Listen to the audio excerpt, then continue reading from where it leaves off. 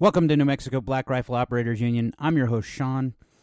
You know, I titled this Stupid Is What Stupid Does, and man, you know, anyone who's not in the 2A, we know they're kind of dense, and we know they don't know a damn thing about what they're talking about, yet they try to talk about this with some authority when they have no clue what they're talking about.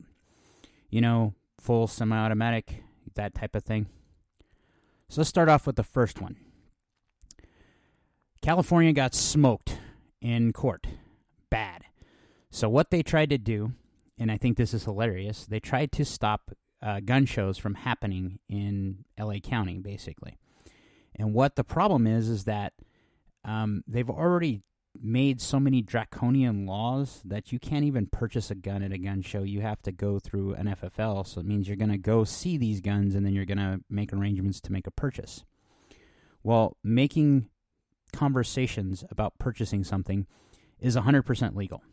And that's what happened in court. So there was this representative or mayor or something like that. I'm not going to bother looking through it because it's not that big of a deal for people in New Mexico. And it's barely a story of note unless you live in California, but it's a way of us owning the woke people by using their own speech. You know, that's how Libs of TikTok got a big, huge following, is by just showing people what the idiots are saying themselves. So this guy comes out and he tells them that we're going to stop gun shows. We're going to close the gun show loophole because we absolutely have to do this. And he brings this case to court and he's going to stay all gun shows. Well, not only did his court case fail and his judges, which in this case, all the judges, including the really woke judges, said you can't do this. You cannot stop commercial talk, speech, meaning that if you're making arrangements to sell something and you're going about it a legal way, there is no provision in the Constitution or in legal statute anywhere that says you can't do this. And since gun shows are just that in California, they can't even purchase a gun. They can look at the gun. They can hold the gun.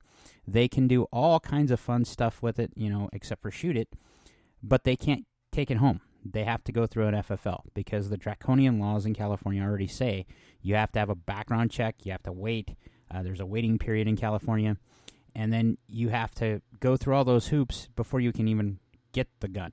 Okay, whatever legal gun you can get in California, which is up for debate right now, and I'll get to that a little later. But what happened in court was they're like, you can't stop this. So this case got thrown out. That means that gun shows can still carry on, and this also sets a legal precedence, yet again, thank you, California, for setting these legal wins for us, because you're so stupid you don't pay attention to what you're actually doing. That sets us up for them not being able to close the quote-unquote gun show loophole. Now, having worked several gun shows for Go Rogue, if you're interested in some great training ammunition for pistols, and it's not going to break the bank, look up Go Rogue on Facebook. You can, if you're in Northwest New Mexico, you can come to their office, make arrangements to come to their office. They're kind of like Phoenix Ammunition. The gentleman that owns it, Lance Hawkins, is an amazing friend. He's also one of those dudes that just absolutely loves the 2A and will try to get around everything he can legally to get you your ammunition and to make sure you have the weapon you so desire. Now that I plugged Lance's shop, Go Rogue, I know for a fact that you can't walk out of a gun show from any table with a gun. Okay, you can make arrangements with private citizens, and maybe you can get around that. But in New Mexico, we have the universal background checks already, so they're kind of breaking the law. But it's an unenforceable law because how do they know you made arrangements to trade something for something? They don't.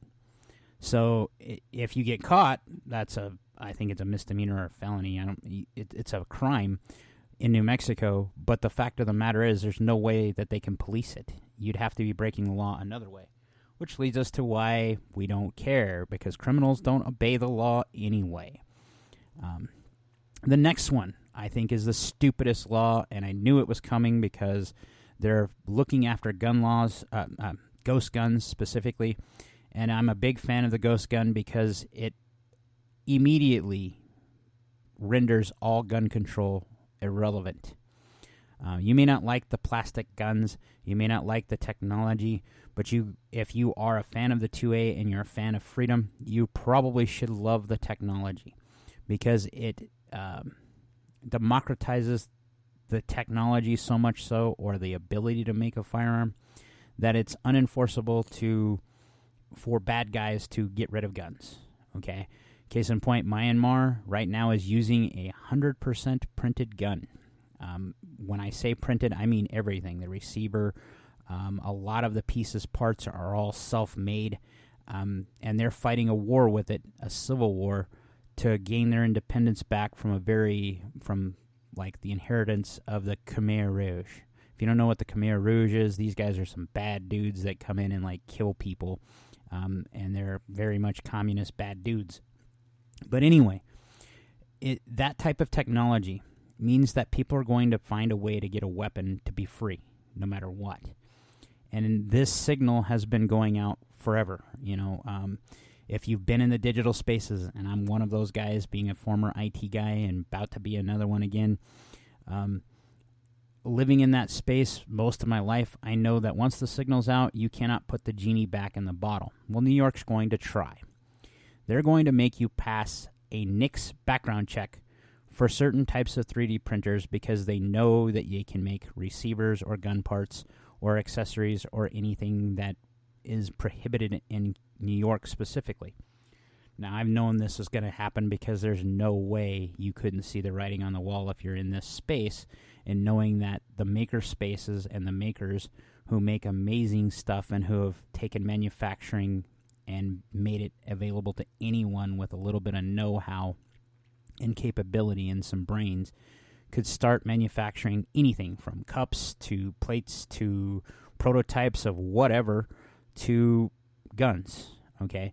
This is something that I've seen coming. I've been talking about how ghost guns, like print, shoot, repeat, and Namidia Boom Handia from X, these guys have been showing off what these guns can do, and some of them have thousands of rounds on them to prove that today's technology isn't like what DefCAD originally started this movement with. It has improved, just like any other computer or your cell phone or anything else. 3D print technology has improved dramatically, and so has the material sciences behind it. So much so that if you're interested in something like a Steyr AUG and you're not able to find the receiver to manufacture one, from the parts kits that are available, thanks to the ATF allowing these parts kits coming into the United States, you can actually print a nylon, carbon fiber nylon embedded receiver for a Steyr AUG. And you can actually own one of these $2,000 Steyr AUG rifles for, $300 or $400 worth of print, and the kit itself, which is $300 or $400. Plus, you have to buy a barrel because they usually, when they demill the kits, they cut the barrel, and that makes the gun inert.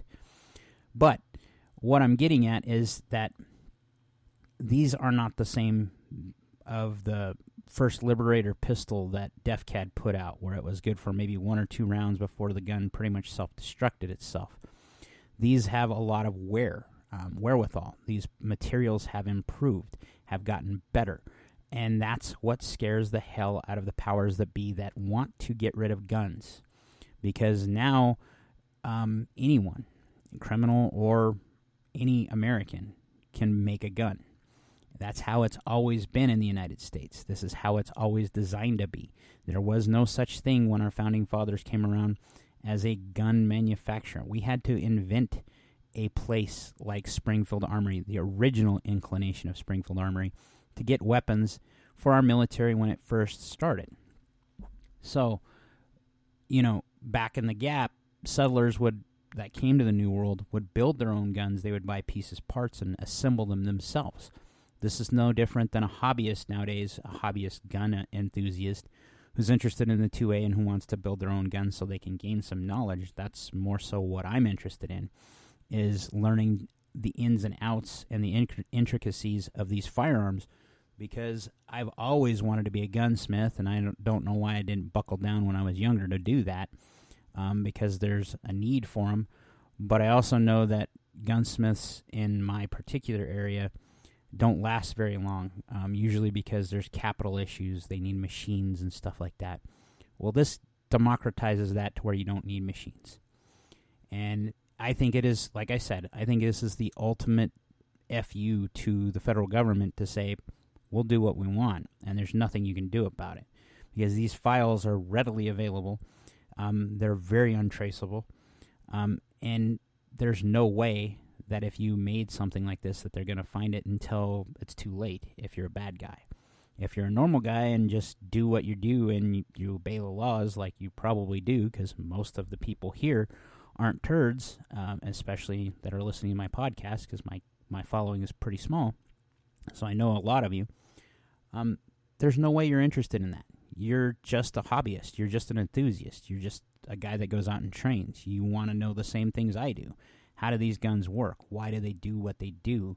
You know, it excites me to see these pieces, parts, and how they interact. You know, I'm a weird guy like that. I'm a mechanical type guy.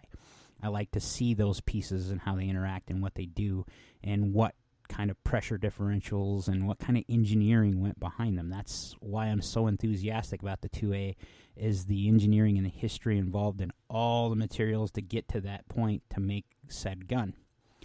So it's interesting, but it's something I saw coming.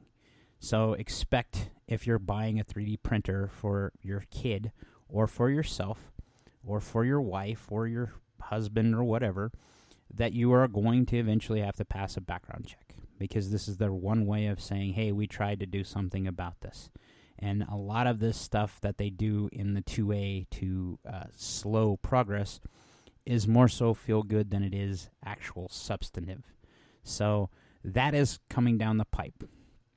Now, what is even more interesting to me is the shenanigans that are happening with the Ninth Circuit Court in California that are around the assault weapons bans.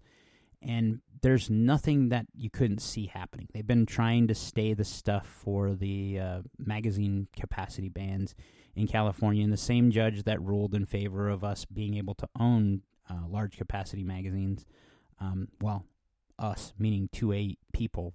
I don't live in California, but Californians to own normal capacity magazines, has overruled the assault weapons ban. What this could do for the Californian guys is that the featureless rifle would be a New Jersey, New York thing, not a California thing. We all know, if you went to purchase a black rifle of any kind in the last 5 to 10 years, you've seen these stupid-looking featureless rifles, which is a great segue into what I think is hilarious. So Mr. Guns and Gear, Mike, has posted on Twitter and Facebook this meme, which I think is hilarious because it talks about things that just piss you off when you see them in the 2A. And specifically what he's talking about was, I'm going to find the meme for you, where I posted it on New Mexico Black Rifle Operators Union. Name a gun that makes you mad just by looking at it. Now, my reply to Twitter and to Facebook was the 13-inch or the 16-inch P90.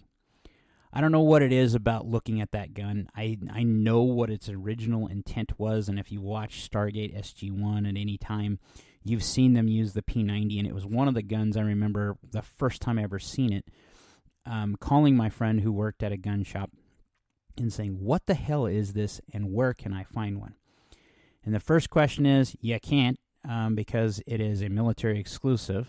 The second thing is, you can buy a neutered version of it, and he showed me a picture of it, of the P90 with its 16-inch barrel, and it pissed me off. And why? Because it looks long, ungainly compared to what it was in Stargate. I'm more so of a fan. I'm one of those people that likes the cool factor of some things, and that one isn't as cool. Then to find out that of course you can't have the fully automatic version, but they've neutered it in multiple ways to make it civilian compatible. HK does this with a lot of their guns. The fact that we can't get an MP7 or that you look at an MP5 from HK and they don't have the third pin, yet there are other places like ZF, like Zenith, that have the third pin, and it's not to make it full auto, guys, in the HK roller delayed world. The third pin is so that you can hold the lower receiver, clip it in both places where it needs to be so that it holds in place tighter. Now, I own a PTR 91 that doesn't have that pin. I have owned 2 of them, and I own a Zenith now that has that third pin that allows the lower receiver to clip in the right ways and has the retention like it's supposed to. Now, why is that one of those guns that pisses me off when I see it? It is one of those ones that piss me off because I know what the original one was and why that pin was there. It had nothing to do with full auto. It had everything to do with making the gun solid so that it would hold together correctly. So when I see one of these HK MP5s, while they are great, and I know that the newer versions, I think, have this pin, which means that they've clipped the receivers in such a way, the lower receiver, that it cannot have a full auto trigger group. I'm fine with that because, again, I'm not a full auto guy. I've shot them. I like them. I think everyone should be able to own them.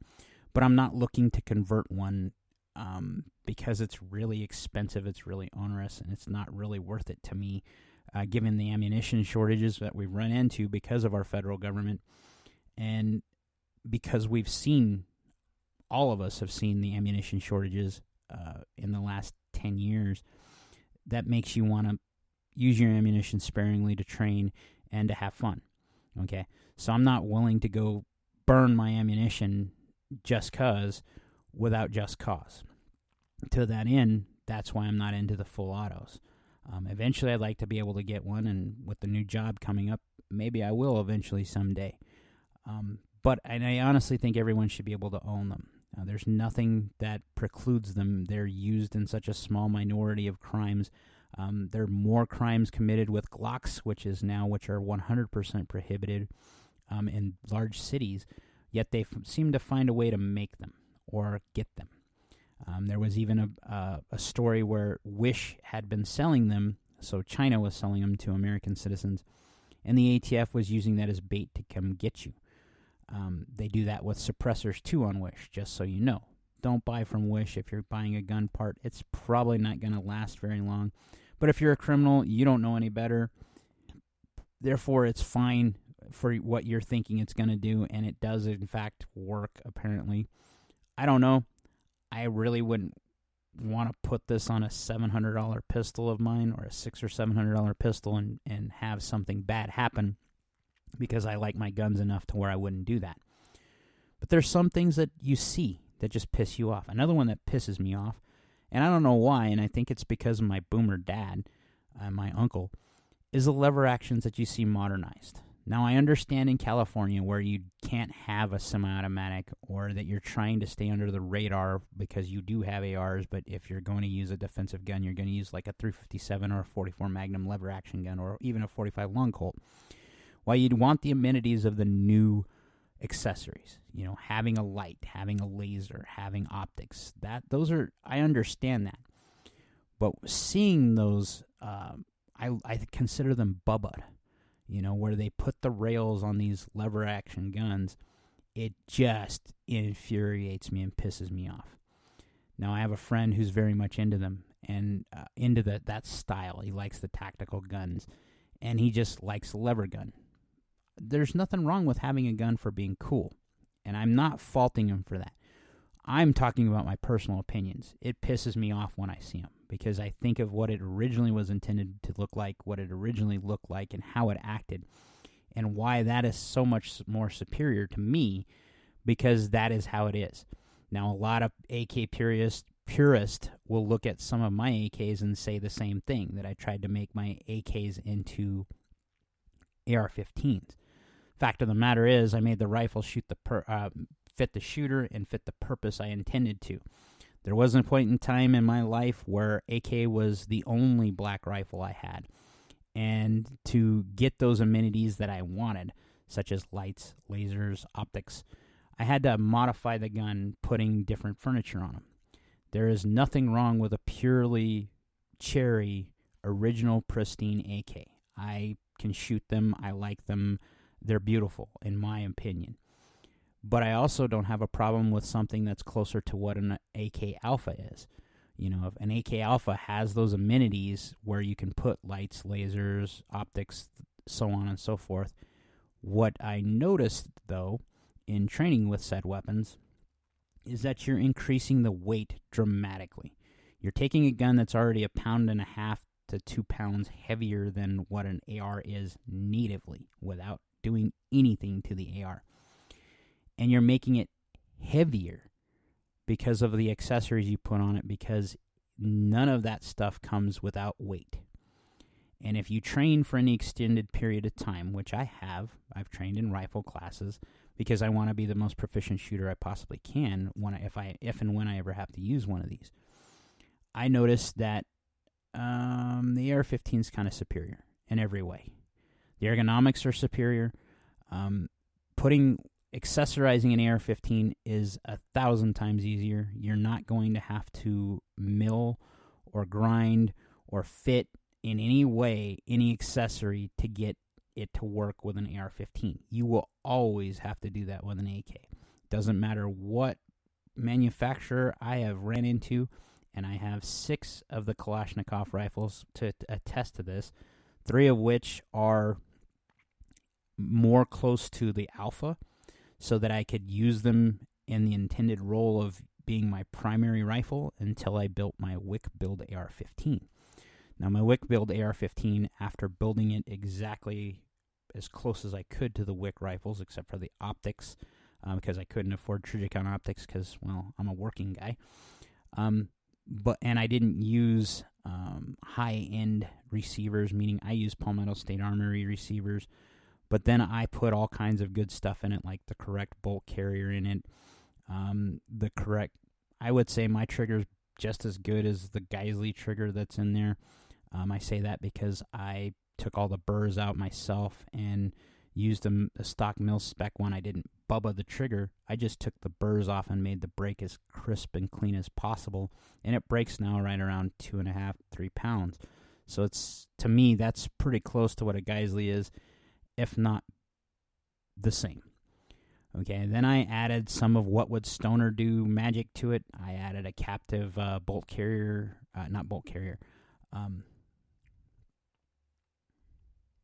the piston spring that's in the back of the gun. And I don't know why I'm drawing a blank right now of what it is, but you all know what I'm talking about, that every time you squeeze it, it makes that spring with a trigger. With an AR-15, you squeeze the trigger, it makes the spring as the action cycles. Well, mine no longer does that, because it's something, if you're an AK guy, it will drive you nuts for a while. I don't know why. It has no effect on anything. But in my manufacturing or assembly of the AR-15s that I've done up to this point, I've had 2 of those little retaining pins that hold that entire spring and buffer. There we go. Buffer assembly, buffer spring and buffer together. I've had them break and end up in the trigger group. Okay, so I wanted to build a bulletproof rifle that wouldn't have those issues. So when I built my my Ode to John Wick, I changed that. Okay. I didn't do iron bonded bolt carrier. I did a nickel plated or nickel chrome bolt carrier group because I liked the look of it more than I liked the iron bonded one. Instead of doing key mod, I did M-LOK. But everything else on that gun, from the muzzle brake that's on it or the compensator, all the way down to everything else. The furniture is all Bravo Company. It's exactly what Terran Tactical put on theirs, except for mine doesn't say Terran Tactical. And I'm okay with that. But anyone who's shot it knows that it is accurate and that it leaves a nice, neat pile of brass, so much so that it's easier to collect for reloading if you're so inclined.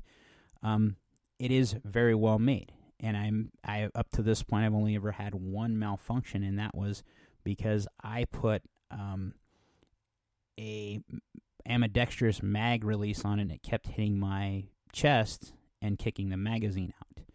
So, well, two. I had another one where I had been using some steel case ammunition. I was trying to go through it, and one of the cases at the base of it had gotten a little bit of rust on it, and it stuck inside the chamber. I got that out, and those are the only two malfunctions I've ever had on it, and it's going on 2,000 or 3,000 rounds on it now, and it's still rock solid. As long as I keep it lubricated and do what it's supposed to do and do my part, the gun runs. But when I see certain guns, I've seen Mosin Nagants. Now, I already have a disdain for the gun because I'm a Mauser fan. But when you see the Mosin Nagant and someone bubbled it, case in point, Iraq Vet 8888, Eric, he bubbled one because he could, because he made it cool. His is kind of cool.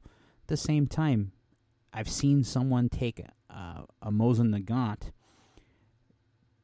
tear the bolt off of it, the bolt handle, put a bent one on, and try to turn it into a modern sporting sniper rifle type rifle, and did all kinds of other stuff to it.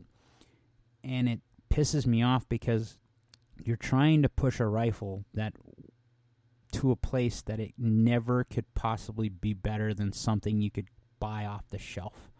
You can go buy a Savage Access right now for sub $400, and it'll have a tighter group than anything that Mosin would ever do. Same with a K98. I love the Mauser K98s, but you are not going to be able to sporterize one and get it accurized enough to where it will shoot the lights out of what something as simple as a Savage Access will. And if you think you can, you're deluding yourself. The mechanics behind it, manufacturing has improved vastly since back in the day in the 40s, or the 30s, or the 20s, or the 1900s, if you're looking at some of these Mosins.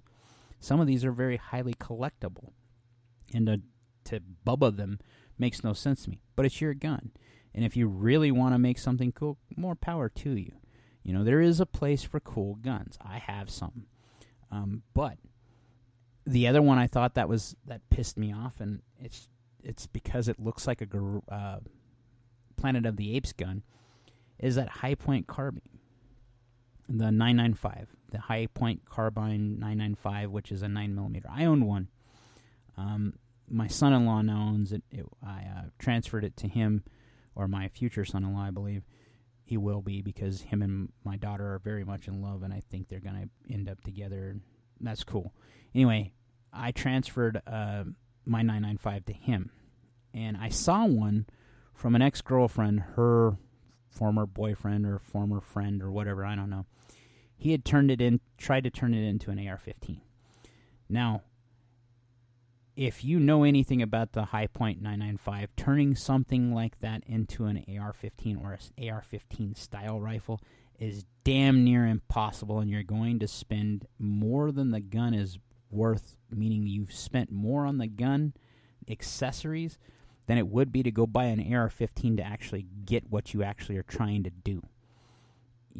That I don't understand. That's something that kicks into me. I mean, yeah, I guess you're doing something cool. Yeah, I guess you already own this. Yeah, it makes a little bit of sense, I guess, in those regards. But if it doesn't make a hell of a lot of sense when you start thinking about all the money you're dumping into it to get something else out.